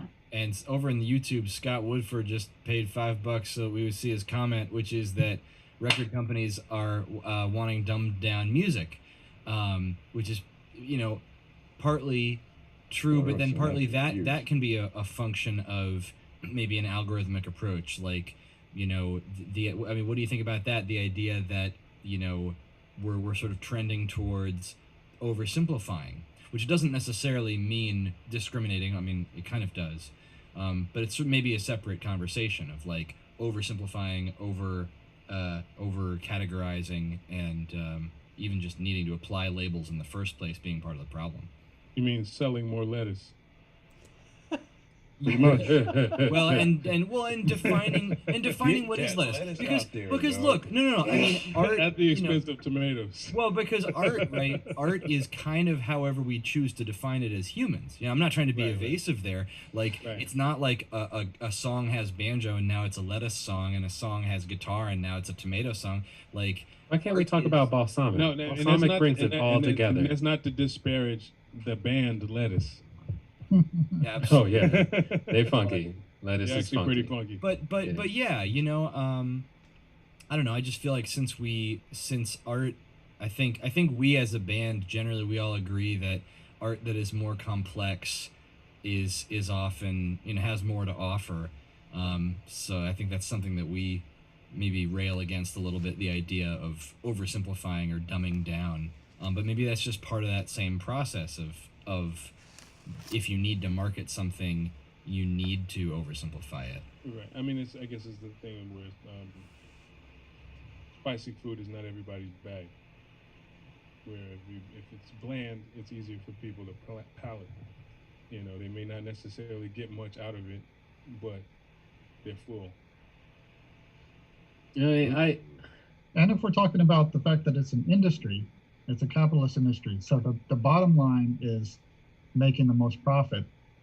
That's a factor. That's like an evolutionary factor in what's shaping the industry, more so than what's good or what's the best talent in a genre or something. And that's a factor that has a lot of outcomes. There's some really interesting information on the way that country music as an industry has always seen the potential for much greater profit for anything that's also going to be able to cross over to the pop charts.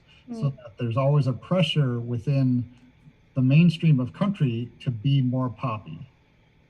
because that's what the labels and the producers are going to be pushing towards to see if they can get that artist to have pop crossover feel. So every generation of country music goes a little bit in that direction, and country music fans are like, I like the old stuff that was twangy. This new country music is too poppy, and and too, you know, we are a bluegrass hip hop band. We're not really dancing with commercial country so much, and I think bluegrass and hip hop, because you know, classic hip hop and bluegrass maybe have this in common, that we don't necessarily get as much radio play. Like we don't have that same push to, like, you really have to break, you know, crossover into pop. You have that. I mean, Jamgrass exists, and like people cross over from bluegrass and from hip hop into pop music. But then you also have the other side of it. I think is a little bit more so, where people are just like, no, I'm just gonna redouble into traditional bluegrass or like really classic hip hop and just forget about all the pop crossover stuff. I just think that's sort of an interesting point about bluegrass and hip hop being our genres, that, you know, we don't really go for the big pop crossover success as much as country does, I think. Sorry, I was gonna hop in here. yeah. I just wanted to say, like, whether I want to, you know, the music that's already topping the charts, you know, I don't want to say it sounds dumb or there's like any which way about it. I think in some sort of way, all music has some sort of intention, and that intention, putting it out, is pure. And if people can bob their heads to it, or somebody can enjoy it, there's something great about it. Nice. I just want us to be more so on the point. It's not about that. It's just about the representation and diversity of the field, because, you know, we all hear songs that are incredible at the top of the charts, and songs that are incredible that only 5 people have listened to before, and we really need to figure out how we're all a part of the wealth of hearing each other. Yeah. One of the things that's really hard to even fathom is beyond the discrimination, beyond the racism, beyond the inequities, beyond the fact that, like, it's not just artists, it's songwriters, engineers, producers, studio musicians, touring musicians, like management, labels, like I can go on and on and on. This is a very white industry. There is a massive audience that is not white, that loves country music, Yeah. that invests in country music, that would probably invest even more if they could look at the charts or turn on the radio and see themselves in it. And that's the thing that doesn't make sense from even just like an economic standpoint. Like, this is such a bad financial decision to not invest and support and help develop the careers of BIPOC artists, because there are more than white people who live in the United States, and they want to hear country music made by artists that have the same stories as them. And you know, we were at a show in Baltimore. We were at Charm City Bluegrass Festival. Yeah. And I remember just walking through the crowd, and there's these 2 black women who saw me, and they just were like, "Are you playing here?" I was like, "Yeah." And they just like freaked out. They just freaked out. They were just like, "There's black people playing here. Ah! Do you know the Chocolate Drops? Do you like Darius Rucker?" And I'm like, "Yeah, I know about that." Like, ah! And they were just so thrilled. Like, one of the women actually cried. She cried. She was just so happy to see other folks there. So I just want to add to that point. It's true. Yeah, and that's a great example. That's Charm City Bluegrass Festival in Baltimore. Yeah, heavily black city. Heavily. Man, listen. I mean, it don't get much blacker than Baltimore. I'd really like to see, I guess, the comparison, I guess, of the breakdown of, I guess, the demographics of the audience. Oh, yeah. Yeah, I'm trying to think. There is the Country Music Association did a study or a report in 2016 that broke down. It's been a long time since I've looked at it, so I'll have to go back and refresh my memory. They do say that there has been an increase, but I feel like there was some vagueness around what that increase meant, like what size was the audience before, and so to get a better sense of what the increase actually means. And I believe my colleague Amanda Martinez, keep your eye. I'll alert you when her book comes out. I don't know when it's going to come out. She's got to defend her dissertation first, but her book is going to be groundbreaking. Okay. And she works on the period of the 70s to the 90s. Uh-huh. And so everything from Charlie Pride up to like Cleve Francis and the BCMA. And I think she found some interesting studies that were done in the 60s or the 70s that sort of got a sense of the audience demographics then. But I don't know that anybody has a full sense of the audience. I feel like this is another bit of a data problem that they're not. I'd be curious to know what their method is when they're actually looking at the audience. Right, because I imagine a collection of the data would be difficult. Because yeah, from living up north, I could see how people would get the impression that there wouldn't be no black audience for country. Yeah. But from growing up in the South, you know that there is. Yeah. And Brian knows for a fact from where he grew up, there's a pretty tremendous audience, a black audience for country. Yeah. Like straight up, I'm they play Nebraska, country music on black stations. Yeah. In the South. So yeah. we know that it exists. It's just that, there hasn't, I don't feel like there's ever been like a serious breakdown and analysis of that fact. My dad loves this band so much, and he just loves to talk about it's just hip hop in the country, and as you put it together, it's like y'all got it. It all comes from the same place, right? Like they used to play Charlie Daniels on the same station they was playing Belle Biv DeVoe. That's a great station. Oh my gosh. I gotta ask you. It was sometimes mix it. You know what I mean? It was crazy. Is a song like Amethyst Kia's Black Myself on the charts? First of all, is it doing anything to the radio? It has not come up in my data. That's a shame. That's crazy. And that song is amazing. Yeah. I mean, the Our Native Daughters album. That was not something that was going to get radio play. No. That's when that song first came out. What? Yeah. It's a masterpiece. Mm-hmm. That thing is a banger. Yeah. And another album that was released. Yeah, another album that was released today that is fire is Miko Marx's Our Country. She had a live stream earlier this evening. That album is top notch. I'm gonna have to check that out. Miko Marx? Yeah. Over in the Facebook chat, Wendy Rittenall was asking about Trixie Mattel, and if that name came up. Wait, the drag queen? I don't know. Are we talking about Trixie Mattel, one of my favorite drag queens? This was in the Facebook chat. She just said Trixie Mattel made a country album. I wonder if it got airplay. So it did not. Yeah, can we have a round of ask Jada if this got airplay? Yeah, we can do that. About the Pointer Sisters country songs. Well, not in my recent data set, but they did chart in 1973 or 74 with Fairy Tale. I believe that's the only song that's in my other data set. And they won a Grammy for it.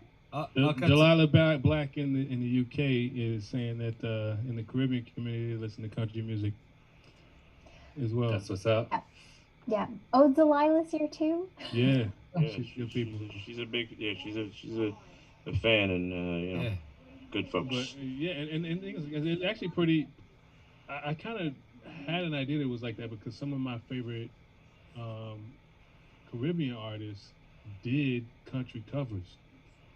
Like when I was a kid growing up, like one of my favorite songs was Yellow Man doing covers of Bob Denver. He did, didn't he? Oh, I forgot he did them joints. What He about did a couple joints, didn't he? what about Lionel Richie? Yeah, I was just gonna say Lionel Richie. Damn you, Dan, for getting to it first. So Lionel Richie's in the data set. I want to say the airplay was in 2012 or 2013 because he spent about a year on one of the three major labels, and he released that. I think it was a duets album, wasn't it? So he had a little bit of airplay, but he definitely had. He was on my. I'm pretty sure he's in my Billboard data set from the 90s, I think. And Aaron Neville's in that data set. Yeah, that makes sense. Who else? Well, the other one I wanted to ask about was Vicky Van. No. Vicky Van. I don't know Vicky Van. No. Not in this most recent data set, anyways. Vicky Van with 2 N's? Yeah, Wrench, you want to say who that is?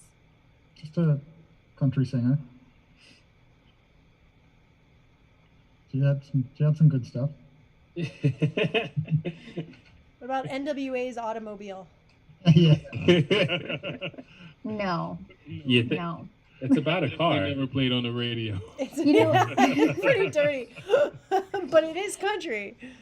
One thing that I guess I forgot to say earlier too, when I'm talking about that 2.3%, that's also actually including non-country artists. So like Lizzo had a few spins in 2020. Wow. Jennifer Hudson had a few spins. Oh, I'm trying to okay. think of other like ones who had a little bit of crossover like into country airplay. Oh, LL Cool J. No. LL Cool J and what's his face? And Brad Paisley. Yeah. Yeah. Yeah. Did he really? Yeah. They do something. Dude, come on! You remember that was the that was Accidental Rapist. Oh my The terrible thing that I happened. like totally erased that song from my memory. yeah. And well, you should have. The Tim McGraw and Nelly team up. Yeah. Yeah, I was gonna. Yeah. So I terrible. actually kind of like that one. Then there's also Carrie and Ludacris Really? I gotta look up. from the not Super Bowl, the football song. Yeah, I mean anything with Ludacris is gonna be fun. But I can't believe that we haven't gotten a Leanne Rhymes and Busta Rhymes team up. Yeah, that should have happened decades ago. Yo, Yeah. That should have happened related. a long time We ago. just spoke it. We just spoke it. It's in the universe. It's Busta there. Bust, you got to make that happen. That should have happened a long time ago. I don't know what the hell. Somebody is slipping. That's gotta happen. It's gotta happen. Busta Rhymes, we know you can make it happen. Go ahead. Well, since we're listing a bunch of stuff and talking about how can we fix the streaming algorithm and make it better, I feel like it is appropriate to mention that I put together a playlist a few years ago of women of color in bluegrass and old time music, which is not necessarily going to be overlap into country at a comparable commercial level. But I threw the link into the chat, and we can put it in the comments if people want. But yeah, I just noticed, like, I looked for, I had the thought first, like, there should be this. Maybe I should make it. Well, hold on. I'm sure someone else has made this. And no one had. So then I made it. This is a great list. Have it now. Fast forward to a few weeks ago when Spotify finally put out their own, and it is nowhere near as good as Dan's. I bit my tongue a little bit when I was just like, oh, I see. Yeah. You've chosen to omit half the people. Okay, that's fine. Oh, was You that have the your list. playlist that didn't even have Elizabeth Cotton on it? Yeah, I think so. Yeah, I mean, I saw come that, and on. I was just like, oh, so they got that idea from Dan? No, they didn't, because they didn't take half of my suggestions. No, I wish. Dan Joe's playlist is better. I wish that they would have stolen it, because it's a good list. Yeah, at the very least. We gotta take a second to give a shout out to Harlan County, Kentucky. Hey. Yes, sir. Hey, They're in Harlan County. Wait, why? I'm just I'm cause. sorry. I'm giving shout outs to the chat room because I see them, bigging it up. And Oh, okay. Wendy's Yeah. asking What's up about, in the chat room? Wendy's asking about Valerie June. I was just in a Marshall's store the other day, and I heard Astral Plane on the PA system overhead. So Yeah, I don't know what that means, but I listened to her new album recently too. Yeah, could you tell us about Valerie June? Me? I cannot. She is not in my data set. Oh. I feel like I can tell you she's exceptional, which you already know. And I think that they like a while back, I don't know, 10 years ago or so, with like "Wanna Be on Your Mind," they had her like get together with some like Dap Kings type folks and put out stuff that would get more sort of indie alternative radio plays, and it worked. I'd hear them on like our regional indie stations. Yeah. Yeah. I should maybe look for like stations that are more Americana to see what's going on there. I was gonna ask you about that. I was like, what's going on with the Americana stations? Are they doing better? Is it the same? I don't same think algorithm? I don't think they're doing better, but I actually haven't studied them, so I'm almost hesitant to say anything. But it'll be interesting to see because critically, Yola is like really bringing it home, but I wonder how much that translates to radio play on Americana radio. Yeah, well, maybe that'll be the next thing I do, and I'll let you know. Hey, we'll continue to do our part in trying to expand the definition of America. Well, right, and that maybe raises another question about genre today, just like aesthetically. Which again, we can't really pretend that genre is just aesthetic when we've just been talking about how it comes from this racist history. But let's look at for a moment like country as a genre and Americana as a genre and roots rock and blues and folk and all these different genres and I mean Americana in particular, and then even like Grassicana and roots rock, and like it seems like genre, the industry tries to sort of create a new Venn diagram area that's like, well, okay, so we're acknowledging the limitations of country as a genre, and so we're sort of glomming on another piece of dough, and now it's a new genre. And how much do you feel like that could actually solve a problem, and how much do you feel like it's like, no, you got to just take country exists because it's a big industry infrastructure. There's a big chunk of country music, country musicians, country fans, country everything, so we have to fix it because it exists and because there are black country artists, and we don't want to just rename them as your Americana artists now. Like how how much is that offered as a solution, basically? I don't. That's a long question, Stan. Yeah. And I always fear that I'm not going to answer that actual. Just joking. No. I don't particularly like the splintering off of new genre spaces to grapple with an inequity within a genre space. Mm-hmm. The industry needs to dismantle itself and build anew, and that's really the only answer. If it's going to survive, it needs to rid itself of its white supremacist roots. Yeah, excuse me, hold on. Hello, I'm calling for a country music industry. Hello. Yes, you need to dismantle yourself. Right now. Historic and systemic.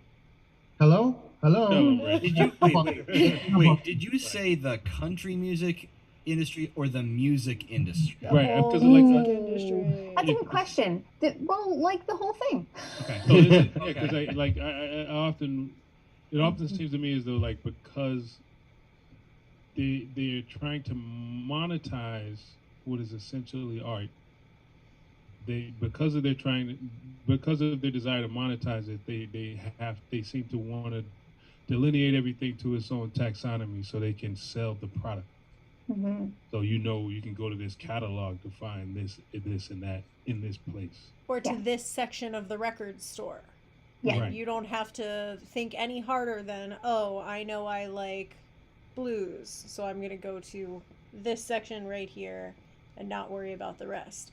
But then you have all this stuff that's falling through the cracks because the cracks are enormous between these Yeah. arbitrary boxes that have been Right, because if you look at it's like, and it's to step outside of country and Americana, you look at, if say you wanted to say blues artist, but then you see someone like Jimi Hendrix, who, because I grew up around juke joints and blues, he is essentially a blues artist, but he gets relegated to rock and roll. Yeah. Right. Yeah. Because they need to have these categories. Yeah. Yeah, and rock and blues, of course, has its own history racially. Yeah. I mean, the problems that persist in country music are the same as rock. That format is pretty darn white, used fairly heavily male. Which is fairly shocking considering its origins are black Exactly. and female. Yeah. Yeah. You don't have Rosetta Tharpe. You don't get anybody. Elvis. Yeah. You don't get anybody. It's true. And like they have these two formats or genres or categories, whatever you want to call them, have the same structural issues, and they have maintained them to today. Yeah, I mean, it's the same people, the same music, so it's the same issues. It makes sense. Yeah. Rosetta Tharpe, she's the first track on my playlist, just a killer acoustic. Yeah, no, it is all the same. And I guess maybe part of my question is, like, if you dismantle everything, like if we all somehow signed a pact and said, fine, no more country music. We're not going to use the term country music. We're not going to use genre anymore. But wouldn't there be like a crowd of people waiting in line to buy country music? We would still have to say, like, okay, well, there is music. You can have music. Here's a big bin of music, and you can just reach in and pick some out, and it'll be great. If I may, Mm-hmm. if I may describe a world that doesn't have too much genre, because I think genre and the over homogenization of our music for sale leads us to not thinking about the influences of that music as much and delving into it. So instead of delving into the influence of genre, without genre, I think we delve into the influence of people, and playing old time and playing more rooted musics. I mean, every music has its root, but the more you start to homogenize things, the more it's hard to trace an artist's roots back to like people. Yeah. Does that make sense? I'm not sure if I made my point as eloquently as I wanted to. No, it makes complete sense, and I sometimes think that country is the best example of that. The metaphor that I sometimes joke about with my students is it just becomes one giant sausage. Yeah. Where you can't really trace the internal parts anymore. Definitely But crazy. yeah, no, it's I think you're hitting the nail on the head there with, how homogenous these spaces have become. And it's not just a stylistic thing. It's obviously also, a representation at the level it's artist and style and sound. Do you think the possibility of what happened with rock and roll and what happened with country music still exists? And again, my mind is very one track, but like the idea that in 30 years like the roots of hip hop music will belong to Eminem, You know what I mean? I mean, And we'll be you the see what father. happened with house. You see what happened with electronica. Yeah, right. That's Okay. that's if you're looking, if you yeah, want to see you're right. something that's recent. So Yeah, yeah, you're right, it's 'cause quite the- feasible that can happen. The boy that won the best EDM record this year, the first black dude to win in the category, ignoring decades of Chicago house music in and of itself. You know what I'm Was saying? that in a genre that they started in? Was that Kaytranada? Was it that Yeah, guy? yeah. Of course. He's been killing it. Yeah, but that's mostly just a problem with the industry itself. Yeah, I think I might be aboard the declare revolution and genres are a spectrum train, and I'm ready for the backlash. The people, there are two genres. Yeah. Take it to the people. What are the two genres? Good and music. bad. Whack Good music and and dope. Yeah, good music and whack music. No, I'm thinking in kind of like the discussions around gender being a spectrum, and other people are like, there's two genders. That's how Right. it is. I'm waiting for the Star Trek heads to be like, there are 4 genres. Well done, sir. Well done. Yeah. Way to keep us honest. Oh no, you know what? But hold up. We all know what the real genres are because we've all seen Trolls World Tour or whatever the hell that True. movie was. Yeah. There's like on a guitar there are 6 strings, and so there are also 6 genres. Unless you have a 12 string. Right. It's 12 string. Wow. Shell said So you went to a show that had Trombone Shorty opening for Sharon Jones and the Dap Kings that opened for Hall & Oates. Oh yeah, I mean, Have you heard that's a that cool joint? show. Have you heard that joint that Trombone Shorty did with David Banner? No, I heard about it. I know the joint you're talking about. I heard the thing was ridiculous. David Banner is different than Bruce Banner. Yes. Got it. That sounds like a great show, but let me tell you, I went to a show once and it was Prince. Yeah, That's- and he I guarantee he played everything. Yeah. Yeah. So, Same Man. could be said for when Stevie Wonder came and played here in Philly. Ooh. Yeah, he definitely played In front of the everything. entire city. Yeah, the one at City Hall? Yes. You went to that? Yeah, that thing was crazy, right? That was beautiful. Just a free Stevie Wonder show. Like, what? Yeah. And then he left America, which like maybe we should no, I think that's relevant to mention. he's in the Gambia, right? Ghana. He moved to Ghana. Ghana. I feel like it's relevant to mention because the American music industry is a big one. It's a big swinger. It hits hard, but it's not It's bigger. it's not everything, right? Like, and one, I think maybe that's one consequence of if you really, marginalize and exclude people long enough, they might just leave. Yep. Yep, pretty much. Yeah. I mean, I plan on doing it. I mean, mostly because, the world is a very big place. And I do know that we have noticed that because of the genre divisions that are pervasive in the United States, as far as radio is concerned, it's difficult to break into certain playlists because they don't know where to place you. Yeah. Whereas when we go and we play overseas, we find placement rather easily because to them, we're just American music. Yeah. They're just like, oh yeah, there's an American band called Gangstagrass. Okay, I love it. It's dope. Yeah, I don't really understand the I don't know where to put you ethic. Like, In front of people, please. yeah, I mean, Right, in front of people. it sort of reminds me of like what we were saying earlier about like, well, we don't know how to market you. Yeah. But Like like, it- how do you feel like- about college radio then? Because I feel like that's a place that can be a little bit more flexible. Yeah, what about college radio? Oh gosh.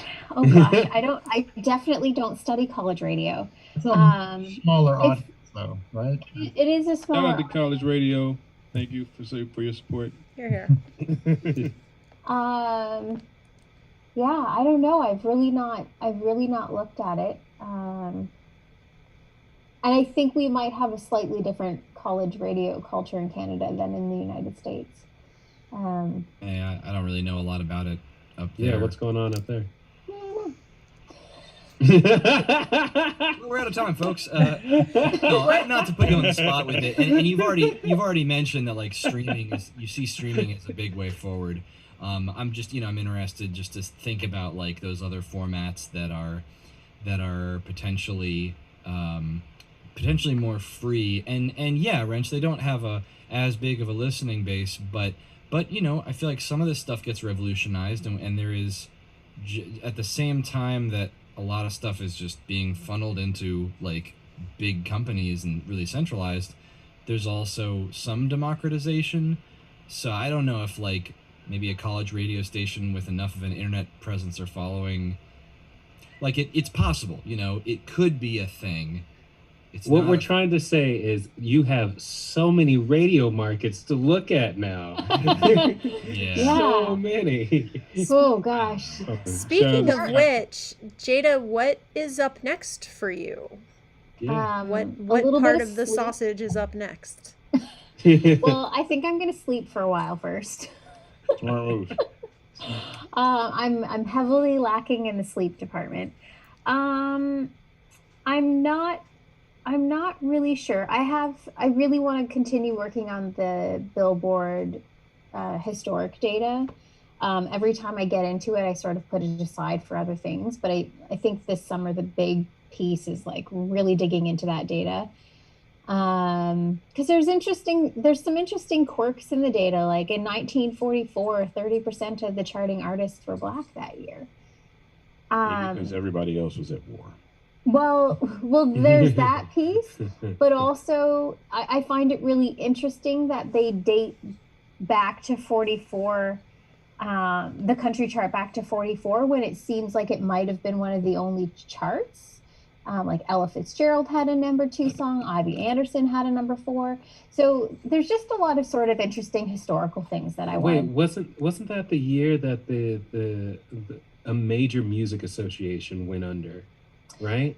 It's I'm trying to remember the exact years. It was the period of the musicians' strike. Yeah, I remember the strikes. What were they over? It was I need to run back to a book. Yeah, I'm drawing a blank at what sort of prompted it, but it had to do with musicians being paid proper royalties or wages for being on air, I believe. And so what happened as a result of that is that the big sort of solo artists emerged of this era. So yes, because of the strike, that's when we start to get this sort of solo star culture, which is 44, 45-ish. Yeah, you start getting smaller bands. I know a bunch of the jazz ones. John Kirby's Little Big Band, Louis Jordan's band. Louis Jordan had a couple of songs chart in the early years of this particular data set. I wish I could remember the name of that music association, but I think it's like ASA. American Federation of Musicians. Yeah, that's the what AFM. it is. Yeah. AFM. Oh, Go on. my acronym was off. But yes. Yeah. So I think that's next for me, is really just getting back to that project. Did it feel good when Rhiannon Giddens and Reese Palmer started tweeting each other about your report? A little bit. Yeah. I mean, I've been really lucky. I've chatted with Reese quite a bit. I did Color Me Country Radio. I think the episode I was on was February 28th. I did that with my colleague Amanda Martinez. Shout out to Reese. Yeah. I've been really lucky to have developed, a bit of a relationship with Reese. It was kind of cool to see Rhiannon message that. And I think sometime in April, I'm going to do something with Kamara Thomas and Reese Palmer. So there's... And right now you're on a live stream with the only hip hop MCs to ever top the Billboard Bluegrass charts. #1. Look at those guys. Look at those guys. They're right here. And we go back to Kamara Thomas. She's a longtime collaborator of ours. We love Kamara Thomas. So. Yeah. Yeah, she's great. I look Yeah. forward to meeting her beyond email. So it's gonna be a lot of fun. Yeah. Reese was Yeah. telling me about when Kamara Thomas went on her podcast, and she was researching before the episode to be up on what she'd been doing, and she came across the song that we did with her. And so when she came on the episode, she was like, "You did not tell me you did a track with Gangstagrass." That's awesome. You guys need to do Color Me Country now. Yes. Yeah, Yeah. we've been. That's in the works. That's in the works. We go Oh, back and forth with amazing. Reese, and she's a big supporter of the movement. Yeah, that podcast is really popping off. So they're booked a few months out. So, but we're in line. Excellent. Oh, that makes me happy. I'm glad to hear it. I love her show. It's every 2 weeks. It's like my favorite thing to do. That's awesome. You know, Kamara Thomas, I met her the same time I met you guys. Mm-hmm. We were doing Kingman Island. Kingman Island Bluegrass and the Don Festival. Clemens was doing with his troubadour thing. Yeah, it was fun to do that rehearsal with her too. She's got a great big voice. In fact, it was a room full of big voices. Yeah, it was. Kamara and Amethyst. Yeah. Kia. Yeah. This has been an awesome discussion. I think we're about to wrap it up, but if anybody wants to get any final questions in there. Yeah, I as a data scientist, I would love to pick your brain about a few things, but we have anytime. To take offline. Yeah, send me an email. I'd love to chat. Anytime I can talk about garbage, garbage data. Might try to get you to talk to some of my students. Oh, would love to. Yeah, that's one of my favorite things to do is go and talk to other students about numbers and garbage. Garbage. And speaking of Dolio being a data scientist, Dolio, it's your Saturday for the dance party, right? Oh yeah. I'm gonna be digging in the crates tomorrow. Tomorrow at 3, tune in to the Gangstagrass live stream for Dolio DJing a dance party set. Yeah, we're gonna be digging deep. You're gonna hear some things you probably haven't heard before, or things that you've heard before but did not know what they were. Ooh. Nice. And next week on our Friday night live stream, we have another awesome special guest, Scott Maxwell, the former Mars rover driver. Yeah. Yes, he was the team lead for the Mars rover's Spirit, Opportunity, and Curiosity, and he will tell us why Opportunity was the Paris Hilton of Mars rovers. There's more nerds like that. I love that. Because it partied hard. We gotta ask him about we gotta ask him about the new satellite that's going up. I forget the name of it, but there's a new one with a much bigger mirror on it. It's going to be able to see much deeper into space. That's launching in October, I believe. So it's pretty exciting. So if you wanna follow at Mars Rover Driver on Twitter or at Jada_Data, is that right? Other way around. Data _ Jada. Thank you. You can follow our guests and check out what they're saying outside of the time of the stream. Of course, at Gangstagrass on all the socials as well. Please pass a follow along. We've been doing some enjoyable stuff because, we're digging in to try to find the interesting people like Jada here to give us the inside scoop on what's going on. So we're crossing all the boundaries from redlining in country music to songs that play on Mars. Red Planet. Ah, very nice. Red Planet music. Red Planet music. Yes. And I'll just put That's in. actually Last Emperor's Publishing Company. Oh, cool. I want to put in just to put a cap on this discussion, which has been so cool to get into some of the stuff that we touch on a lot in talks with Gangstagrass, but to have someone with the data to really blow it up and expand it and get under the hood on that is so awesome. And I want to just put in again what I tweeted about this, which is something that my friend Maya DeVitri said, that it's not black and white music. It never was, and it still isn't. but it's been turned into black and white spaces. And that's what we have to kind of like pull the curtain back on. Yeah, Word. because we all have butts, and they can all shake. I think we can end it there. Butts. Universality of Great summary. butt shaking So, is, so when we get out there, when we come back out, bring all your butts to the Gangstagrass show. That is today's Et tu Brutus. So Bring all your garbage in. And bring all your butts tomorrow at 3 p.m. Eastern on gangstagrass.tv. and thank good you, night. thank you, Jada, for coming on. Thank you so much. Yes, indeed. Thank you. Thank you so much for having me. This was a lot of fun. You rock. Please go ahead and get your rest. Yeah. deserve Take it. your time. Thank you. Yes. Good night, everybody. night. Bye. Peace. Bye, folks.